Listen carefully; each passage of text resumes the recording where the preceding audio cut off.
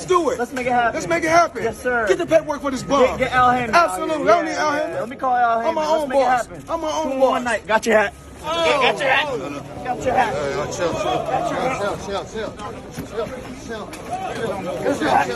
Chill. Even though the fight is between Logan Paul and Floyd Mayweather, Jake Paul has found his way into this matchup, and I'm not mad at it. The video starts off, as you saw in the beginning, Jake proposes the idea of having 2 fights in one night. Now, we'll go into this another time in another video, but I'm all for it, right?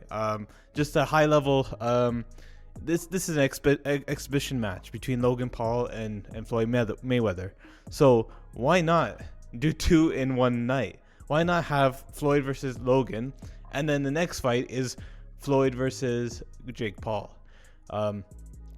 Now, well, I'm all for that. Yes, Floyd is probably one of the only people in the world that could do that, even at his age. But we'll go more in depth of what the likelihood. Maybe by the time this video comes out, there's some news on Al Heyman coming in and saying, you know what, let's do 2 in one night. Let's make history. Let's just do something.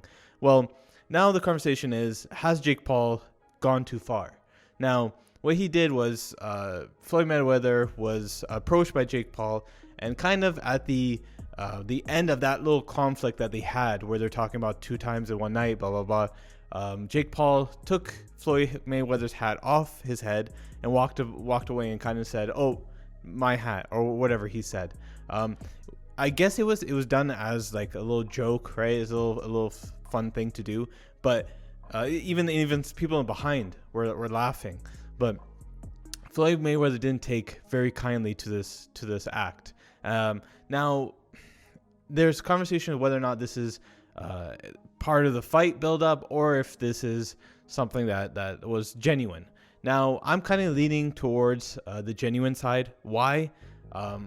Floyd Mayweather has been involved in fights before where they're not necessarily against top elite boxers, right? So the most notable is Conor McGregor and now Logan Paul. So the difference between say these people that are not these professional top contender boxers is they have a aura of entertainment around them.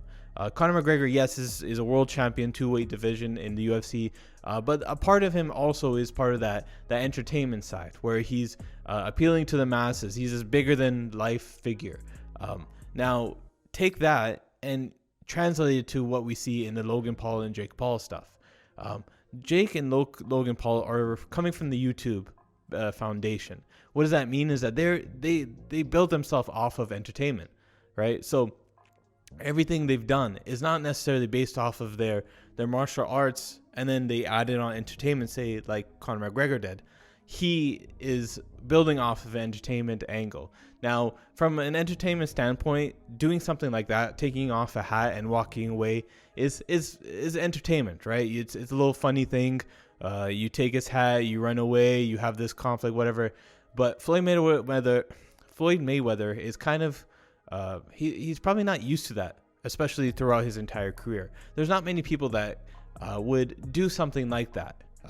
And in his opinion, or what it seems like, is that Floyd Mayweather thought Jake Paul kind of crossed the line, where he took it from this competitive, this entertainment angle, and just went across the line and disrespected him. Now, one thing I did notice is I didn't really see anybody get really punched. Right? Yes, it was a brawl, but it was a hold me back kind of brawl, where everybody was just being held back by these huge security guards. Now, could it be